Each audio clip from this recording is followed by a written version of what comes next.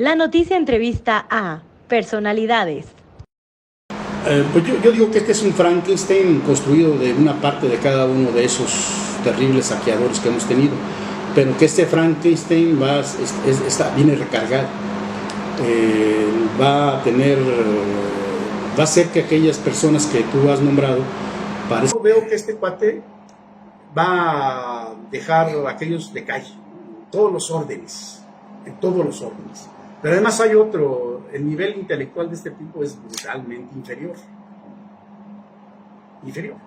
muy disminuido en términos intelectuales, pero más ladrón que los otros. Pero es que aquí entras en un asunto del corruptómetro, ¿no? ¿Quién es más ladrón, el que robó más o menos, no?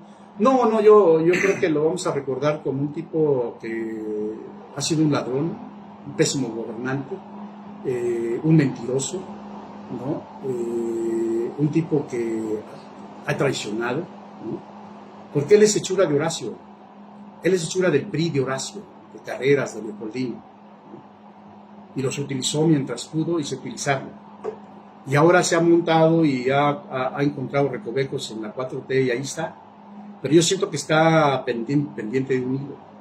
Yo siento que ese personaje tiene una debilidad terrible. Ahora sí que lo tienen en sus manos, la 4T. Yo no entiendo por qué no opera realmente la justicia. Sí entiendo que el cálculo político y electoral y todo esto, ¿no?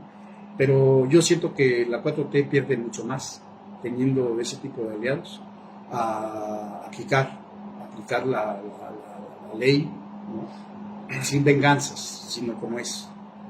Pero nosotros, en nuestra calidad de ciudadanos, vamos a seguir insistiendo, ¿no? En ese sentido, que no se vaya contra alguien, contra nadie por venganza, sino que el que tenga algo que tenga que responder, que responda, ¿no? En esos términos, ¿no?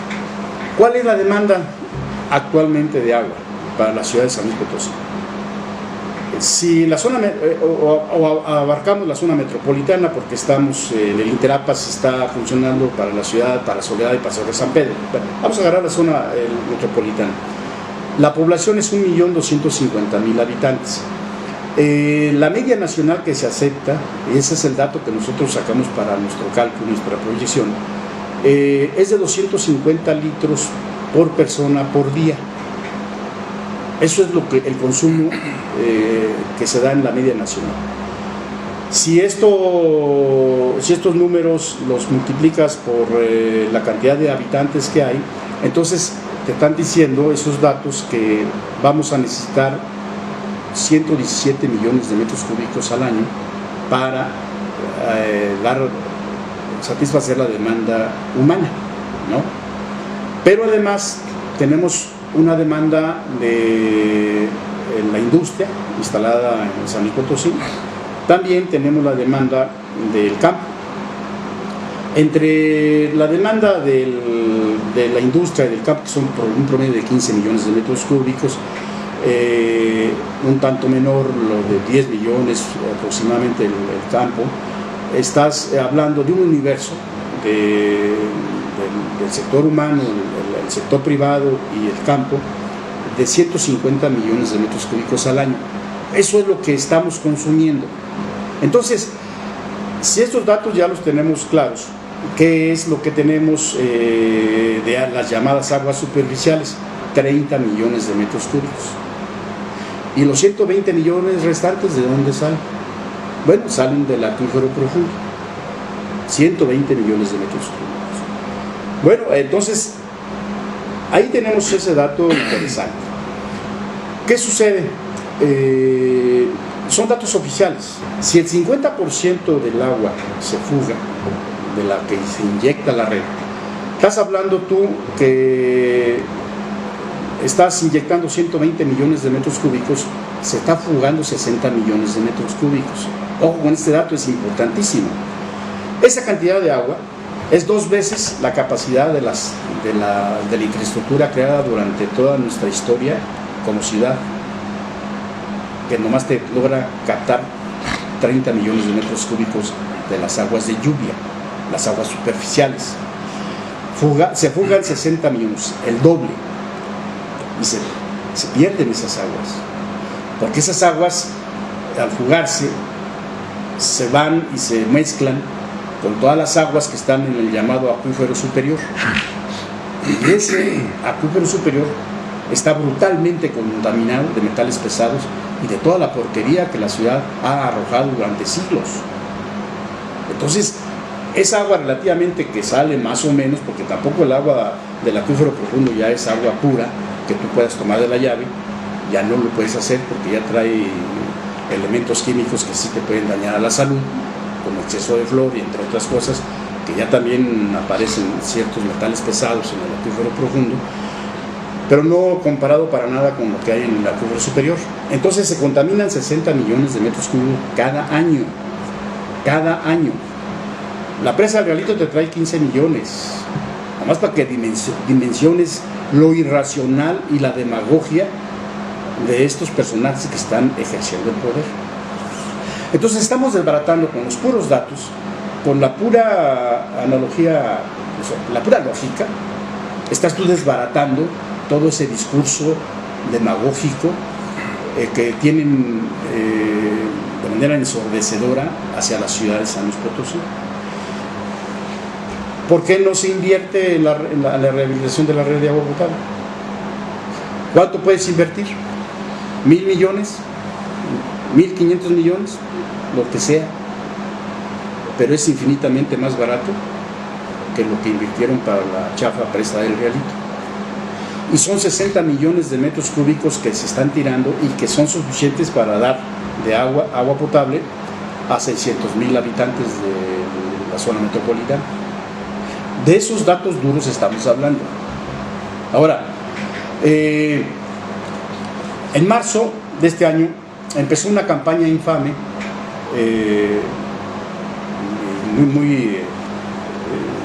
verdaderamente de tipos insensibles, de tipos irresponsables, como es el gobernador y como es el presidente municipal de la capital. Porque cuando nos anuncian que la presa de Realito, la cortina, tiene fallas y que se está fugando 500 litros por segundo, ¿no? Ahí fue la Plaza de Fundadores, al gobernador toda la prensa ahí lo abordó y hace esos pronunciamientos. Y en su tipo pedestre, ¿no?, de estar refiriéndose a lo que él llama la herencia maldita, cuando él es el alumno más destacado y el personaje que más ilustra lo que es esa herencia maldita. Entonces lo que yo vimos ese día, cuando dice nos vamos a quedar, la ciudad se va a quedar sin agua. En mayo se acaba el agua, nos vamos a quedar, se están fugando 500 litros por segundo de la presa de Realito y el poca agua que tiene se va a agotar en mayo, punto. Y luego se atrevieron a decir que el día 29 de mayo iba a ser el día cero, ¿no? Total, una serie de fanfarronerías y de mentiras que realmente a la gente sí la asustó, porque generan una política de miedo que no tenía ningún sustento.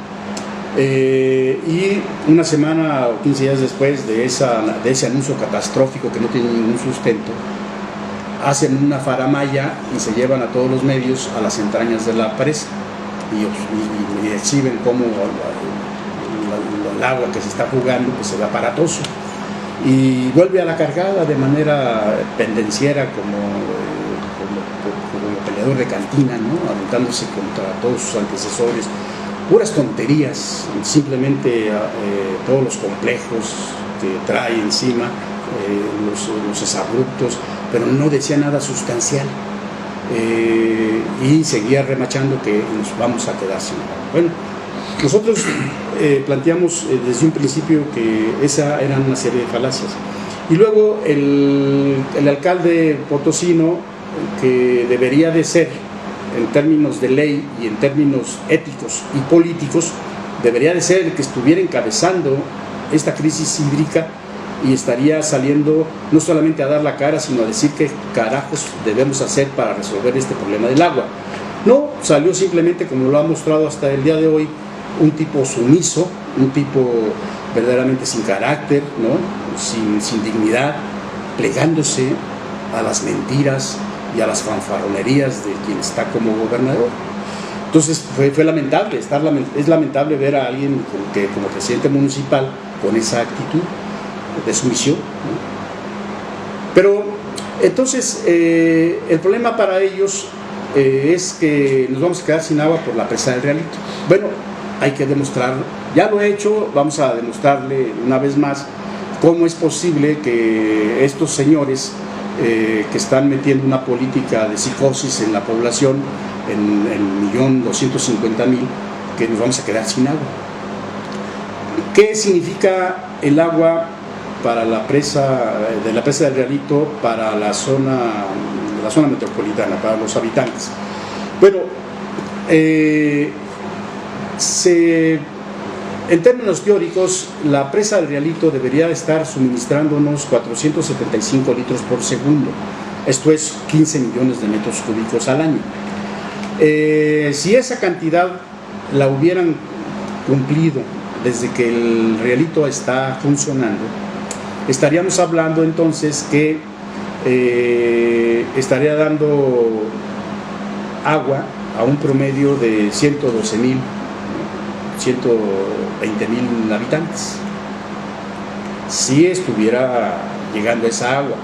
Pero hay que irnos a la realidad. Primero, ¿cuánta agua realmente se han traído del Realito? Restándole todos los días que no ha funcionado y las anomalías que ha tenido. Ese dato lo tienen ellos, ¿por qué no lo dan a conocer? Bueno, por obvias razones. Pero vamos a tomar solamente un dato que sí sabemos que está pasando. Sabemos que tenemos una red dañada. Una red dañada. Que toda esa agua, aceptando que entren esos 15 millones al año, esos 475 litros por segundo, permanentemente a la red, la mitad se va a tirar. No llega a 100.000 los habitantes que está llegando el agua del Realito. No llega a 100.000, ¿no? Porque ninguna de esas cifras es lo correcto. A la ciudad de San Luis Potosí, del agua del Realito no llegan más allá de 95 a 100.000 habitantes. Esa es la realidad que nos dan los números duros. El agua que está llegando del Realito y el agua que llega realmente por el desperfecto de la red de agua potable.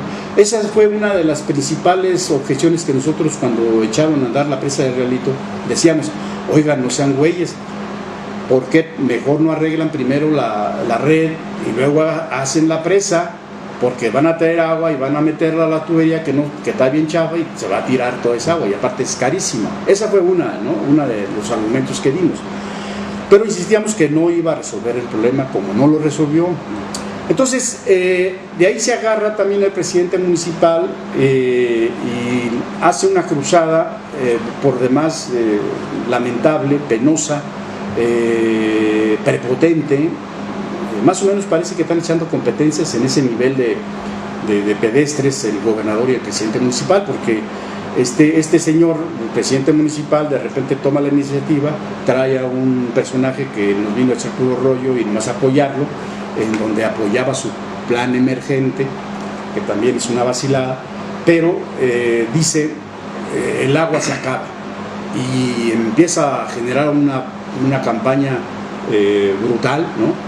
Unas enormes mantas ahí en la Plaza de Armas, y todo eso se ha difundido como programa oficial.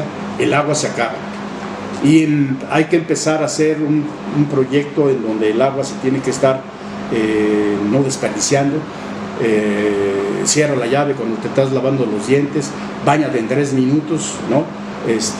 Repara las fugas que tengas, en fin, una serie de tonterías que está diciendo, porque dice nos vamos a quedar sin agua, pero no explica por qué nos vamos a quedar sin agua. Y yo lo que le he dicho, que esa es una falacia, porque el agua que tenemos hoy en día es la misma que teníamos cuando la ciudad se fundó. Es la misma.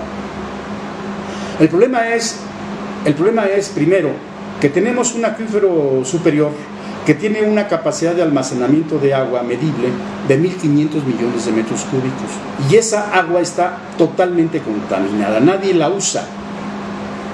¿Por qué desde el Estado no se ha aplicado una ingeniería sanitaria para estar limpiando toda esa agua, inyectarla al acuífero profundo, estarla utilizando en la industria, en el campo? Pero no lo han hecho. Hoy en día no han hecho absolutamente nada. Y el problema que tenemos es de que el agua de la ciudad arroja hoy en día son por el orden de los 4.000 litros por segundo. Es decir, estamos hablando de los de los 150 millones de metros cúbicos que la Conagua tiene autorizado para explotar el acuífero profundo, más o menos. Entonces, agua hay, pues ahí está. Si se nos acaba el agua, entonces estaríamos teniendo menor cantidad de agua. Lo que sucede es de que no está siendo adecuadamente tratada en un proyecto hídrico que a ti te permita estar utilizando de manera eficiente el agua. Entonces se ha venido dejando podrir el agua, no la han reciclado, no, porque se puede reciclar el agua, a grado tal ahorita que tú puedes reciclar el agua y puede ser utilizada para consumo humano. De ese nivel está ahorita las plantas tratadoras. Hay que invertir ahí, pues claro que hay que invertir, porque es necesario. Entonces, es una falacia de que nos estamos quedando sin agua. Ahora, tenemos problemas adicionales porque el valle se ha venido pavimentando a través de los siglos. Y el valle de San Luis era pues, la zona de recarga natural. Cada vez tenemos un problema mayor porque el acuífero no tiene la recarga pertinente y estamos teniendo nosotros ya un acuífero profundo donde lo hemos estado sobreexplotando. En las últimas 3 décadas ya hay un problema serio, severo en el acuífero profundo. Entonces, tampoco dice nada sobre eso, ¿no? Pero se ha venido sobreexplotando porque hemos impedido que el agua se esté penetrando, transfiriendo de la superficie hacia el subsuelo. Por eso que te digo. Entonces, el agua está ahí, no es una falacia que nos estemos quedando sin agua, ¿no? Y también hemos estado planteando que el problema del agua, de la cultura del desperdicio del agua, que sí es real en el país, no es un asunto que se puede quitar porque a ti hoy se te ocurre decir no te laves las manos, no te bañes o no te cepilles los dientes, eso no es así. Tenemos una cultura de siglos, ¿no?, en el consumo del agua, y para que tú cambies esa cultura se requiere 1 o 2 generaciones mínimo, y tiene que ser una cultura implantada o implementada por el Estado, por la sociedad en su conjunto, en donde las nuevas generaciones sí generen una conciencia en donde sí tenemos que cuidar el agua. La Organización Mundial de la Salud te dice que es suficiente 100 litros por persona por día y que te sobra, en efecto. Pero para que tú llegues a ese nivel de consumo de agua, tienes que generar esa cultura de hábito, ¿no? El Estado, todos los sectores de la sociedad tienen que intervenir en eso. Entonces, como ves, los planteamientos de estos cuates son insostenibles, pero aparte la mentira y la arrogancia también son brutales, ¿no? Este señor presidente municipal va al segundo foro de Valles y establece, ante una pregunta que le hacen de las gentes que participaron, él sale por la tangente con puras mentiras. Dice, es que el problema de nuestra ciudad es que hay una concesionaria, se refiere a Aguas de Poniente, en donde pues es servicio, él atiende a un sector de la ciudad y por eso es una entidad privada, ¿no? Y por el otro lado tenemos la zona industrial que tiene pozos y que también ahí nosotros, la ciudad no tiene injerencia, y esos 2 elementos, dice, hace esa analogía porque a esos 2 él dice que el agua es como un pollo con 2 pechugas. Una pechuga es la que tiene Aguas del Poniente y otra pechuga es la zona industrial, ¿no? Y dice, por esa razón nosotros, la ciudad está en crisis, Interapa está en crisis. Bueno, mentir con esa ligereza, el que es el líder del municipio, el que debe de orientar salidas racionales, ¿no?, que salga con esas simplezas, con esas mentiras. ¿Cuánta agua tiene Aguas del Poniente, según los datos que conocemos? 1 millón de metros cúbicos. Para la cantidad de agua que tiene, pues obviamente que no es una incidencia que nos mete en crisis el agua a la ciudad. La industria tiene un consumo de 15 millones de metros cúbicos, pero ella tiene sus pozos. Habrá que checar, eso sí, a ver si esos pozos los permitió la Conagua, seguramente, porque la normativa, pero ¿qué fecha? Porque desde 1961 el Valle de San Luis Potosí fue declarado zona de veda. Se puede nomás extraer agua para consumo humano, no para uso industrial. Pero ahí está una posible ilegalidad, pero eso habría que investigarlo. Entonces, cuando este presidente que quiere sacudirse el problema y él, no, yo estoy sacrificándome por mi pueblo, miren, vamos a perforar pozos, esa no es una salida. Esa no es una salida. De echarle la culpa a los demás, pero aparte que no se sostengas ni siquiera eso, que digas tú, si tienes razón, si Aguas del Poniente está consumiendo 50 millones de metros cúbicos, oye, no chingo, es muchísima agua, ¿no? Pero no es 1 millón de metros cúbicos, pero además ahí a este cuate se le acaba la concesión en este diciembre. Sería bueno que este tipo que está como presidente municipal nos explique si ese señor, que es uno de los depredadores más aguerridos y más acérrimos del medio ambiente en nuestra ciudad, como es el Chato López, pues que si ha pagado lo que se comprometió a pagar cuando le dieron esa concesión. ¿Cuánto ha dado a la ciudad? ¿Cuánto ha retribuido a la ciudad? Porque la información que tenemos es que no ha dado ni un maldito sí, ¿no? Entonces, que informe eso. Pero aparte, si esa es su preocupación real, pues que le quite la concesión y el Interapa se haga cargo de ese servicio. Pero ahí entramos entonces a lo que ha pasado durante siglos en nuestra ciudad, nuestro valle, que la oligarquía, esa plutocracia que ha estado gobernando, pues son los intereses los que prevalecen en contra del beneficio de la mayoría. La verdad es que te deja un amargo sabor de boca ver la profunda corrupción también en ese sector de la obra pública, porque además es un sector importante de las ramas de la producción del país. En ese sector se invierte de un 6 a un 10% del Producto Interno Bruto. O sea, es una cantidad enorme de recursos que el país tiene para su vida productiva, ¿no? Es decir, ese sector de la producción es clave, es importante, porque aparte va asociado al sector de la construcción más de 60 empresas de la producción.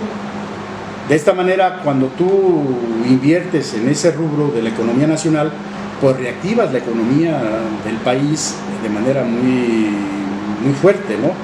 Porque pones a trabajar a más de 60 empresas, industrias de la producción del país. Entonces, de ese tamaño es el botín que una bola de truanes ha estado subfructuando durante muchos años, décadas, en los siglos en nuestro país. Pero en particular, diría yo, a partir de que se generan las leyes en donde se trata de normar el uso de esa estratégica función del Estado, de la generación de obra pública, pero la ley finalmente ha servido para un carajo, no la respeta. El artículo 134 constitucional te establece las reglas claras de cómo manejar ese rubro importante en el quehacer público. Ahí te define claramente cómo tú tienes que estar otorgando la obra pública, cómo te establece en casos de excepción, puedes tú asignar la obra, sea el costo que sea, pero que tú traigas patente. Es decir, que tú como ingeniero o como empresa descubriste o aportaste algo a la ciencia de la construcción y patentaste un proceso constructivo. Por ejemplo, te hablo ahorita, porque es el que conozco, el ingeniero Alberto Castillo desarrolló lo que llamó la triglosa, la patentó.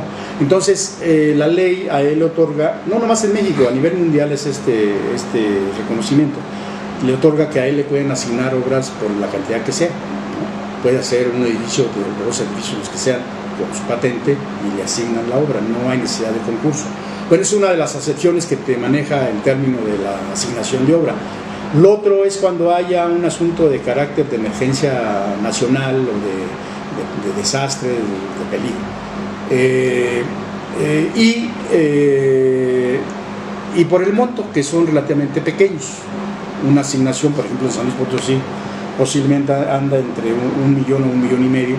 Si la obra no pasa de esa cantidad, se puede asignar la obra, ¿no?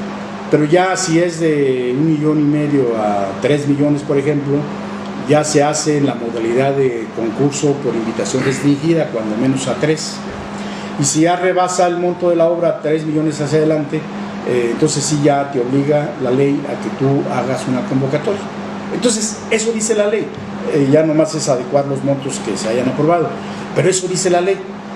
Entonces, pues este señor que está en el ejercicio del poder público en el Estado, pues la ley le ha valido un soberano sorbete, no ahorita, desde que han estado manteniendo el control de Soledad, ¿no? Han asignado la obra no solamente pues a un grupo muy reducido de cuates, sino a sus testaferros, porque es muy conocido que este señor pues es el mismo constructor, con varios prestanombres, ¿no? Él mismo se está asignando la obra, por los montos que sean, ¿no?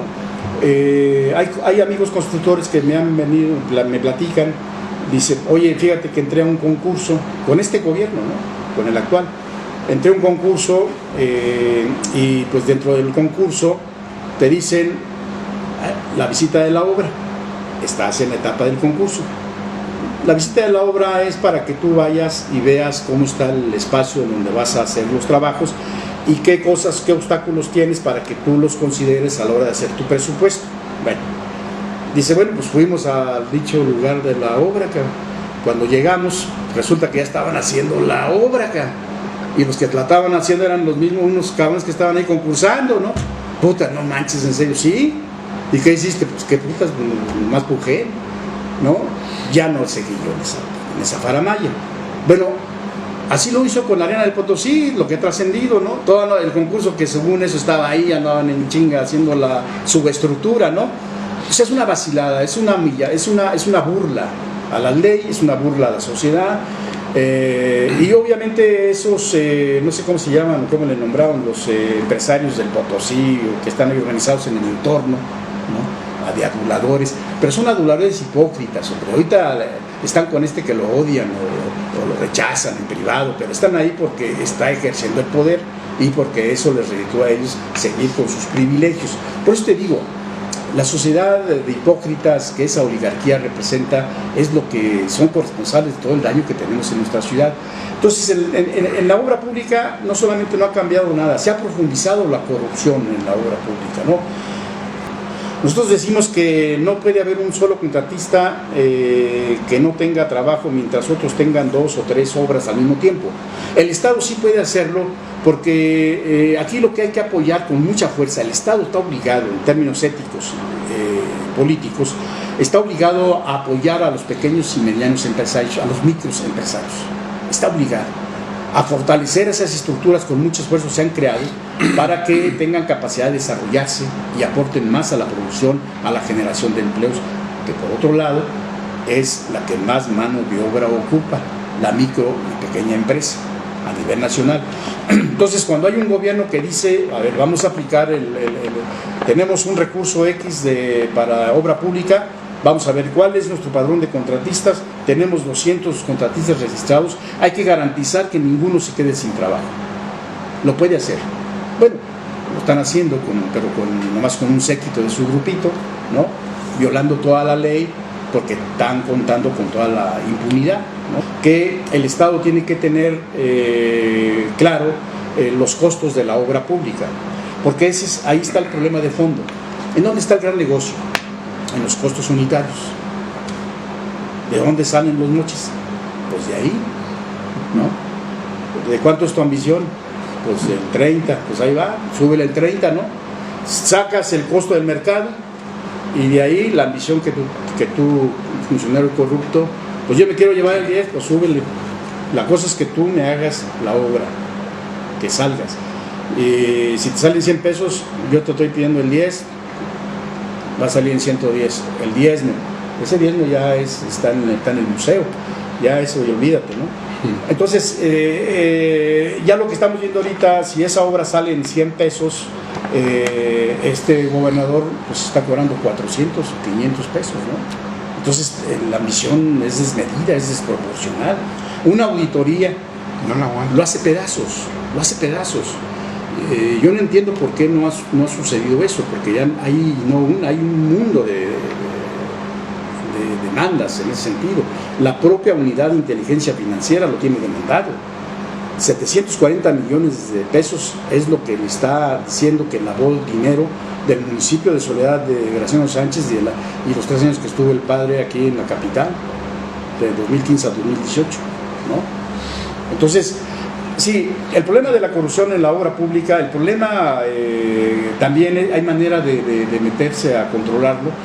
Si controlas tú los precios unitarios y si aplicas la ley como lo establece y garantizas tú, en términos también de la ley incluso, para que la gente tenga el mayor número de personas tenga acceso al trabajo con obras sin nada, pero con precios justos de mercado, tú generas desde luego que nuestro entorno tenga un impacto de producción que se ve y se refleja de manera inmediata. No es lo mismo que solamente un pelado traiga toda la obra a que la traigan 100 o 200 empresas, ¿no? No es lo mismo, porque esas 200 empresas van a estar comprando a diferentes personas que venden cemento, que venden pinturas, que venden acero, que venden clavos, etc. Nomás le va a comprar a un proveedor. Entonces, el problema de la obra pública en nuestro país es un problema verdaderamente terrible porque la corrupción sigue galopante, sigue fortalecida y el mejor ejemplo lo tenemos en el actual gobernador y en el presidente municipal, que la opacidad es brutal,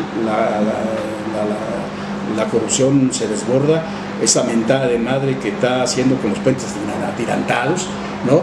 Ya es una burla en términos técnicos, en términos pues es que, pero a mí lo que más me abruma es que no veo ingenieros que salgan a decir nada.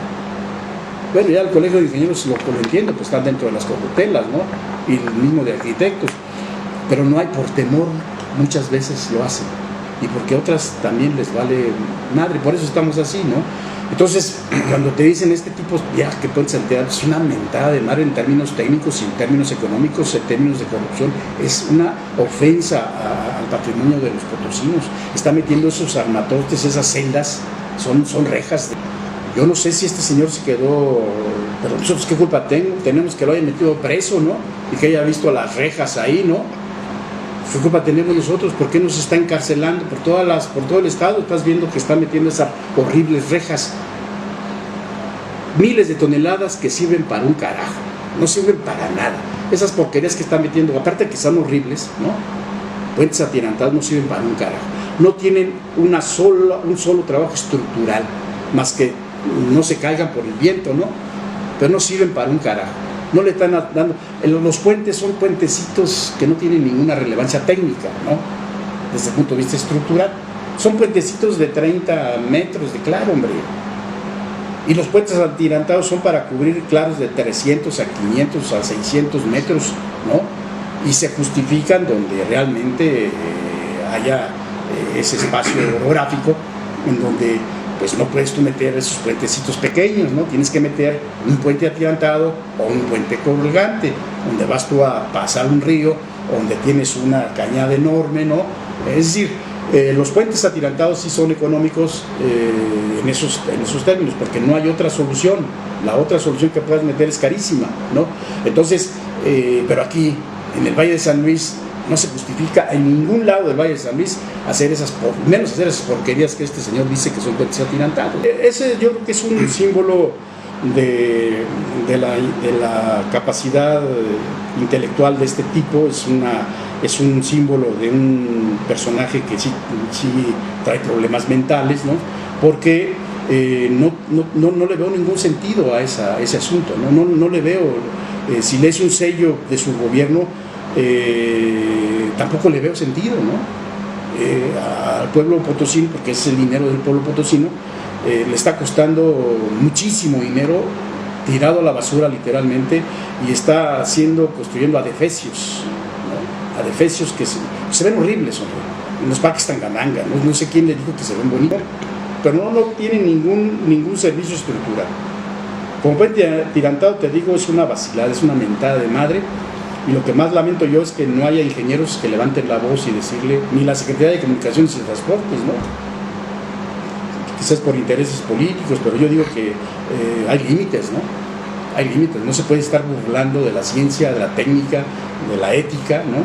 No hay que decirle a este señor que está mal de la cabeza y que todo su propósito es estar sangrando el recurso público, ¿no? El recurso de la gente, ¿no? Estarse quedando con la mayor parte y engordar sus bolsillos. Los costos de la obra tienen que ser que garanticen los precios del mercado y esos precios de la obra tienen que garantizar que sea una obra de buena calidad. Bueno, ya te da las pistas, pero yo creo que sí hace falta generar en términos de ley para que haya un departamento específicamente que esté enfocado a analizar los precios unitarios de todos los insumos que operan dentro de cualquier obra pública. Esto te podría garantizar a ti generar con justeza, de acuerdo con el mercado, de acuerdo con la zona donde vas a construir, el precio de la obra que me digas, ¿no? En donde tú garantices una utilidad para el empresario, que tiene que estar vinculada con lo que es utilidad de sus indirectos, un 25 a un 30%, dependiendo de la zona. Hay zonas, por ejemplo, aquí en San Luis Potosí, no es lo mismo el altiplano que en la Huasteca. Ahí el factor de las lluvias te genera a ti que hay pérdidas de tiempo, etcétera, y eso te hace que la obra se te encarezca un poco, pero no tanto, ¿no? Entonces, esos factores son los que un técnico, y hay técnicos en materia de costos unitarios, los que quieras, y de buena calidad, ¿no? Entonces, pero que el Estado tenga eso, porque el Estado es el que va a estar generando el recurso económico para la obra pública. Entonces, el Estado puede mantener una estructura no burocrática, sino una estructura de análisis de costos unitarios que sean los que te sirvan de base para todos los concursos. Entonces, ya cuando hay un concurso, pues tú vas a tener, tú como empresario de la construcción, vas a tener una base, la garantía de que el costo que se está manejando es el costo del mercado, cualquiera que entre a estudiar eso. A mí me dan datos oficialmente, tienen miedo de sacar la cara, del Parque Tangamanga 1, dice, ese no rebasó los 60 millones de pesos, y esa obra costó 250 o 300 millones de pesos, el Tangamanga 1. O sea, es una mentada de madre lo que están haciendo con el dinero de la gente, ¿no? Pero yo digo, eso se hace con una auditoría de campo sin problema. Y no necesitas, empieza con 3, 4, 5 obritas, hombre, emblemáticas, y ahí te vas a dar cuenta de lo que estamos hablando, ¿no? Ya se está agrietando la ciudad de San Luis Potosí, que ese es uno de los problemas graves colaterales que trae el estar sobreexplotando el acuífero profundo, porque ya tenemos 112 grietas reconocidas oficialmente, ¿no? Y esas grietas significan que se están destruyendo casas, que se están destruyendo calles, que estás destruyendo drenajes, aguas, todo lo que atraviesa, donde aparecen esas fallas, se está destruyendo y la gente se está quedando desamparada. Una casa agrietada ya no es habitable, ¿no? Entonces, si hay manera, sí hay manera, pero para eso necesitas primero no representantes de las ocurrencias o de los intereses oligárquicos que solamente están viendo cómo expolian la riqueza de nuestro Valle de San Luis. Entonces, el debate que traemos en términos hídricos, nosotros lo queremos plantear de manera seria, frontal y de manera clara, en términos de conocer lo que tenemos en materia hídrica en nuestras reservas que tenemos, las lluvias, ¿no? Y eso te permite a ti canalizar cómo podemos resolver. Porque desde el principio no solamente este gobierno negligente, deficiente que tenemos en la ciudad, sino los antecesores. ¿Por qué no han enfocado a tener una permanente vigilancia de las fugas de agua? Que no haya ese desperdicio de ese vital líquido. No han invertido. Cada año les vale gorro eso, no hay inversión. La crisis que tiene el Interapas, que no dice el alcalde, es la profunda corrupción que permea en ese organismo. No de ahorita, de muchos años, ¿no? Interapas tiene que hacer un diagnóstico claro donde hay fugas. De hecho, muchas de las calles se han destruido el pavimento porque hay fugas, se presentan fugas, entonces se presentan hundimientos y ahí donde aparecen los baches, entre otras cosas. Pero hay manera de poder resolver dónde existe una fuga, por la cantidad de agua que ingresa a cada hogar, y si el medidor te mide el agua, no te mide el aire, porque eso lo pueden también ellos saber. pero sí se puede. Entonces tiene que hacer el diagnóstico y donde haya ese problema de fugas, hay que rehabilitar. ¿Qué tienes que hacer? Pues hay que abrir, cambiar la tubería que está dañada y poner la que sirva. Pero poner tubería de buena calidad que no te dure un año, sino que te dure 15, 20 años, ¿no? 25 años. Por eso es lo que te digo yo, que toda esa sectorización de la ciudad la tiene el Interapa, saben, bueno, yo espero, ¿no? Dándoles el beneficio de la duda, que sepan dónde están presentándose las fugas. Ellos hablan de un 50%, si te hablan de un 40, 45, 50% es que tienen nociones de por dónde está esa falla. Entonces, de esta manera tú ya tienes garantía de que la cantidad de agua de 250 litros por persona por día es mucha agua. Entonces tú ya puedes programar, pero sin que a ninguna casa le deje de llegar agua, puedes programar tú el suministro de agua para que no le falle a esa casa, a la población en general, y tú puedes tener un ahorro importante en el suministro. Pero eso tiene que ser algo que se genere mediante un análisis, mediante una administración metodológica en que te permita tener a ti ahorros en el suministro del agua que puedes estar tú dejando de sacar del acuífero profundo. Entonces, eso tiene forma. Todo lo que es cosa técnica tiene forma de resolverse. No hay ningún problema, ninguno, que tenga un grado de complejidad que no se pueda resolver. Todos se pueden resolver, pero tienes que tener en la ejecución del poder hombres y mujeres honrados, honestos, que estén velando por el bienestar de la sociedad. Entonces, todo se puede resolver y eso yo no le veo ningún problema. Se hace en todo el país, en donde hay ese tipo de gobiernos, ¿no? Porque esa es una media nacional, el 40-50% de fugas, ¿no? Entonces, se tiene que resolver eso, sí se puede resolver, como se puede resolver todo el daño que tiene la infraestructura urbana en el bacheo, ¿no? Que no se hacen guajes, están haciendo ahí unas repavimentaciones de algunas calles, nomás para taparle el ojo al macho, pero haciendo un gran negocio, ¿no? Porque lo están aventando sobre la pavimentación que ya se tenía, ¿no? Entonces, eso no es posible porque le estás quitando tú la personalidad y la estructura que tiene que tener una calle.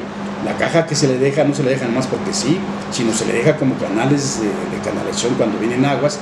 Ahorita sobre eso, sobre el pavimento que tienes, ya le echan otros 15 centímetros de carpeta asfáltica y prácticamente ya dejan a nivel de banquetas, ya no hay ninguna caja, ningún canalito que te canalice el agua de lluvia, ¿no? Y toda esa agua pues se va a ir hacia las casas, ¿no? Entonces, son una bola de improvisaciones que se están haciendo de manera, insisto, irresponsable, en la lógica de que les quede un buen recurso económico a malos funcionarios, ¿no? El problema de las inundaciones es un problema también que yo lo he definido como uno de los problemas estructurales que tenemos y que estos gobiernos les ha valido un sorbete atender ese problema de las inundaciones. La lógica de estos y de los anteriores es que como en San Luis llueve poco, ¿no? Y según ellos llueve poco, y cada que llueve pues sí te genera malestar, que 15 días, un mes, y pues sí, las mentadas de madre contra el mal gobierno, pero ya la mayor parte del año no pasa nada y se olvidan las cosas. Pero ese enfoque es equivocado. En el libro que escribimos de Siglos de Indolencia y Corrupción, ahí documentamos con mucha precisión, con muchos datos, que el error que tienen es que si algo nos enseña la historia es que el problema de las inundaciones es un problema sumamente grave en nuestra ciudad, en nuestro valle, y es más grave hoy en día que con nuestros ancestros. Les demostramos ahí que las inundaciones han generado la pérdida de vidas humanas en 3 inundaciones que nosotros documentamos: la de 1887, la de 1888 y la más grande que hemos tenido hasta hoy, el 15 de septiembre de 1933. En esas inundaciones hubo pérdidas de vidas humanas y de viviendas. La gente perdió todo, la vida misma, ¿no? Entonces, y lo interesante de ese análisis, por eso creo que es importante el debate en esos términos, es que demostramos cómo la oligarquía tuvo que ver con esos graves problemas que se dieron por esas inundaciones que se presentaron. Tuvieron que ver en la gravedad que alcanzó esos fenómenos naturales, ¿no? Entonces, nosotros estamos haciendo propuestas para que nuestra ciudad sea una ciudad sustentable en materia de inundaciones. Lo que estamos proponiendo es lo que nuestros ancestros nos demostraron cuando hicieron la primera obra de defensa para las inundaciones, la histórica corriente que atravesaba, que pues, arrancaba aquí de los Charcos de Santana, toda la calle Reforma y Montecillo, ahí arrojaba, ¿no?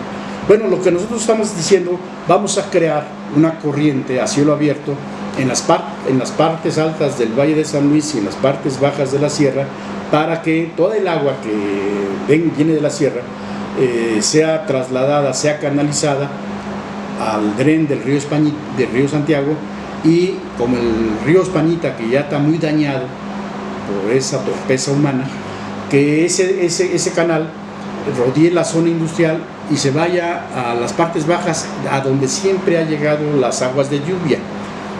Pero en el análisis que hacemos, establecemos con mucha claridad que toda el área del Valle de San Luis, que es la que recauda el agua de lluvia, son 425 kilómetros cuadrados, y que el 60% de esa área es sierra. Y el agua de la sierra es la más peligrosa para la ciudad, porque la sierra tiene una pendiente de 30% más, y esa agua baja con mucha velocidad. Entonces, si esa mayor cantidad de agua de lluvia que capta la sierra la controlamos mediante esa zanja a cielo abierto, bueno, pues estamos quitando un enorme peligro a la ciudad. Pero también aquí en el Valle de San Luis hay una serie de subcuencas que ya también están estudiadas. Bueno, que se hagan todos los canales de desagüe, ¿no?, de agua de lluvia, para que la ciudad, pues en épocas de torrenciales de agua, pues desagüe rápidamente todo ese volumen enorme de agua, y la ciudad tendremos una ciudad húmeda, sí, pero no inundada, ¿no? Pero además de estas propuestas, nosotros lo que estamos proponiendo también, que toda la Sierra de San Miguelito, que está muy árida por la actividad y el descuido que se ha tenido sobre ella, que se construyan miles de presas de gavión. Esas obras en las miles de corrientías que hay, esas obras de ingeniería tienen como propósito quitarle la velocidad del agua. Pero a través de los años, esas presas de gavión te van generando, al arrastrar el agua de lluvia, sedimentos, te van generando terraplenes.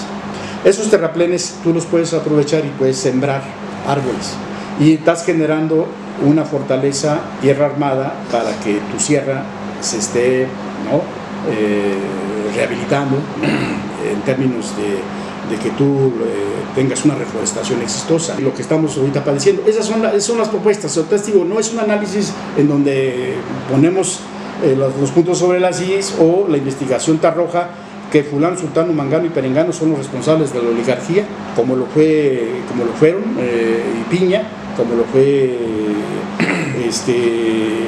una serie de personajes que aparecen a través de nuestra historia, y que dices tú, pues estos son los responsables. ¿Y por qué estos son responsables? Porque estos cuates estuvieron aquí en el ayuntamiento y son los que dieron la orden de que taparan la histórica corriente. Porque estos son los responsables de hacer la represa de la Constancia, e hicieron un muro de la muerte que no resistió un volumen de agua y se rompió, y eso fue el problema que ocasionó la tragedia del 15 de septiembre de 1933. Entonces, estamos demostrando cómo la oligarquía, en su ambición de acaparar riqueza, pues le interesa un comino el bienestar social, ¿no? Entonces son las propuestas que traemos en términos de... Estamos por sacar un documento, el último documento, en donde cierro yo el debate en materia hídrica para la cuenca del Valle de San Luis, en donde abordamos lo que hemos platicando de las aguas superficiales y las aguas profundas, ¿no?